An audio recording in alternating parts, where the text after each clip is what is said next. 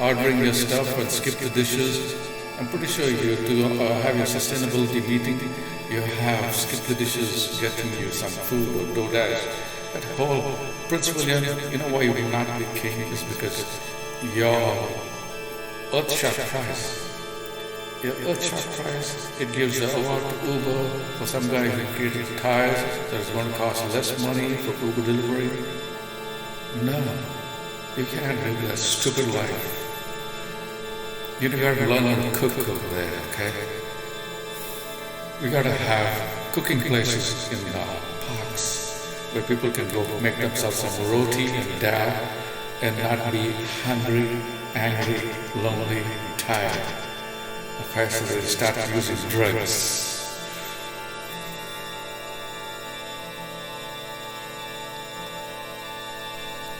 We have to have minimum guarantees about food and shelter. And now the system has failed. It has totally failed. You don't know it unless you pass into the system like a turd. You know, when you're... Otherwise, if you look at the face, you don't know this person has caste pressure. The railroad has derailed. There's no nothing coming out. No, it's all like, how you say, retentive. Yeah, the guy is AR. He has an AR stuck there. Fucking, yeah, and he calls himself fucking, I am the fucking king, I am the fucking Charles. Not Charles, you ain't the king, okay? Sorry. Okay, you were the king, you got to wear on the throne for a little while. Now say, I'm taking leave of retiring. The people are, even the concept of the republic is done. The whole concept of democracy is a failure, okay? Like a total, utter, resounding failure. Look at your election. Just look at your election results. The United States of America, the model child of democracy, you have like 50% Republican, 50% Democrat. We have a 50% split, like equal 50%. So, how would that be people's rule when 50% of the people are just oppressed and really this? You can't pass one law through Congress without intervention by an executive order of the Vice President of the United States of America. Kamala Harris had intervened on I think 32 or 36 occasions to pass any kind of legislation in Congress. Okay? That's what democracy has become. It's become bifurcated. This is bipartisan or tripartisan or ass-partisan. Same with Canada. Look at Canada. How many seats did the Liberals win? 167 or 172 or 174? And how many seats did the Conservative peoples win? It's not like zero or is it thing. They didn't, yeah, there's like, how much? 156, 149? That's quite close.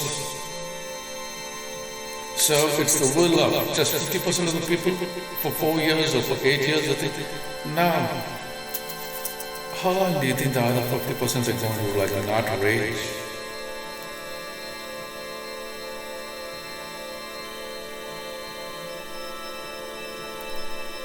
You want peace? How can you have peace? It's just like civil war. So democracy has spun a civil war. Inbreeding and infighting. In many ways, the other kind of popular vote, like China is a democracy too, except they have one party. They don't have this fighting like the cocks. You know, two cocks fight, there's only one winner. The other one has to go limping. In the Philippines, for a cockfight, you have knives attached to the little thurnos, the thing, yeah, so little knives attached to this thing, and the things are going to stab each other to death. There's only one standing cock. That's what politics has become. It's a total, absolute failure in governance, in legislation, in policy making, in law making, in assent, in ruling, in doing what is good for the people. The British press, what does the British press have to say about Carney? It says that he's quite a bureaucrat, okay? He knows how to talk for 20, he's like me. I work for the government too. That's why I will be king, okay? I know the ins and outs of government. Because of that, I work in the health sector, okay? The health, the Ministry of Health. Not the police. I refuse to work for the Ministry of Justice. Yeah. Truly, I refuse. I say, go. Yeah, I am Ministry of Health. Even though I work for the Ministry of Health, this is it. This is how much I believe the system. I did not take the vaccination, the COVID vaccination. I am unvaccinated. That's how much faith I have in the Ministry of Health and the policies. It's not that I'm anti-vax. I have taken 65 vaccinations in my life, twin rags, ass rags, this, BCG, smallpox, measles, all those things, but I haven't taken it because I know this is for profit. The government and the corporations together, they find ways of humping your leg, the people's leg. That's about it. That's why government is a failure at all levels. The government is there to facilitate corporations. So that they can siphon and you can siphon and everybody can siphon stuff out of the coffer while you are catching and holding the large cock with knives attached to it. Okay? A large cock, set of fries. Yeah, that's like a cock, my friend. Pepsi and cock. Don't you drink cock? Yeah, a large cock, salad fry, some baby pickle, and some Louisiana hot sauce to show your ass, okay? That's what you're going to get. So how can you find happy people when they have hot sauce shoved up their ass? Now they're going to be raging, my friend. And it is really suicidal. I actually need to just shut up. This is what, truly, if I was like a selfish person, I would just go and meditate on Allah.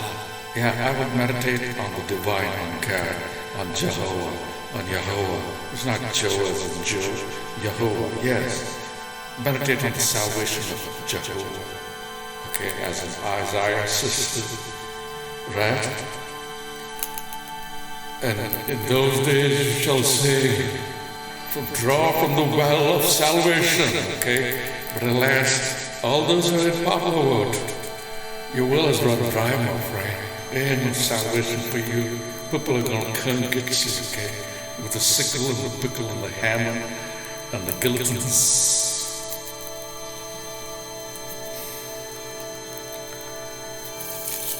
Now lastly,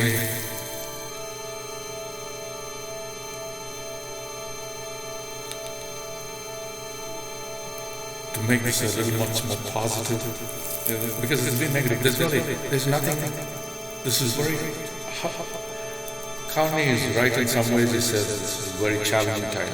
It's the times of our life. It is the time of our life because pretty soon food is going to be scarce. Okay. Yes, that's the future. Food is scarce. Polluted water, you have immigrants all over, you're taking a job, you don't have a job, you're driven out of your house, you don't have food, you don't have dignity. People talk about dignity, you don't know what exactly is the meaning of fucking dignity, okay? You don't know the definition of dignity. Okay, Charles, define dignity for me. You don't know fuck about what the meaning of dignity. Nobody knows. Even the Superior Court of Justice, the judges are unable to find the dignity of a human being in their orders of a low degree. That's another reason why Charles is not going to be king, is because of failures in justice. We all rise in the name of King Charles, it's done, it's okay. Because we can't do this, we can pin the tail on the elephant, because the king is indisposed. We delegate it to some biased, blind person who's been prejudiced and biased solely by the retainer fee. That is not justice. We have a festering legal system. Back to reducing. Last time, 10 minutes, I'm giving you about reducing crime. I have thought about every kind of affliction on this planet, and I've made legislation and vision that I will be including with this media. And that is the vision that I have for this planet. And I would suggest you follow it, or you borrow it, or you copy it. I know, that's why I put it out over there. Human beings are copycats. You have no original thought. You are like an ape. If Taylor Swift shows a boob, all of you are going to show your boob. Yeah, if Tom Cruise has a sex-stage operation, then Robert De Niro says, I don't see what's the big deal about it. You want me to see me in drag? Okay, yeah, I'm trans too, okay? Yeah, I was always a woman, right? Yeah, you never knew that, did you? The guy in Cape Fear is a woman? Is that what you're telling me? The guy who acts in Cape Fear is actually a woman. He identifies as female. You go look at the actor who's the male actor in Cape Fear, he's a female, okay? Okay, so where are we to reduce crime? Now, Carney is talking about the bail system. We got to reform the bail system. It's true in many ways. You can't get bail. Good people get stuck because they don't have $1,500. Your bail is set at $1,500, and you have $100 in your pocket. You are like, most Canadian people live paycheck to paycheck. How prison systems are filled with people awaiting trial, awaiting a slowpoke legal system where the retainer is $7,000. The legal aid is pleaded or guilty, get it over with, and don't do it again. 100% you're going to do it again, and then you're going to say, oh, he's a perpetual offender, and it's, Why? Because you don't have a lawyer.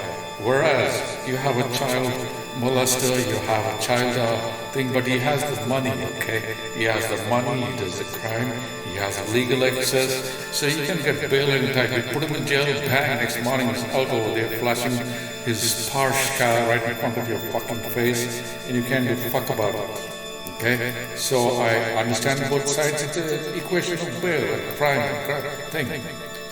But making bail,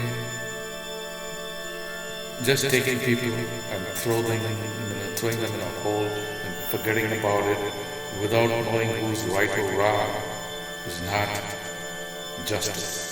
It's not the solution. If you want to solve crime, you got to solve the reasons why people commit crime. Now, why would you want to steal a car?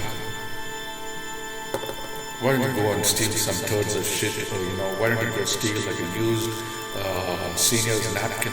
Why would you want to steal it? No, you don't want to steal some napkins. Why? But why do you want to steal like a Porsche or a Mercedes Benz or like a Rolex or like your phone or something like that? You gotta solve, once you solve that question, people are going to stop stealing, okay? Until you don't solve that question, people are going to keep on stealing. Forget about that. People are shoplifting food. People are shoplifting the no frills in the supermarket and all those places. They can't. This is like you'll be like having like 100 charges every day if you're going to charge shoplifting. The shoplifting laws have failed. Yes, they failed because people are fucking hungry.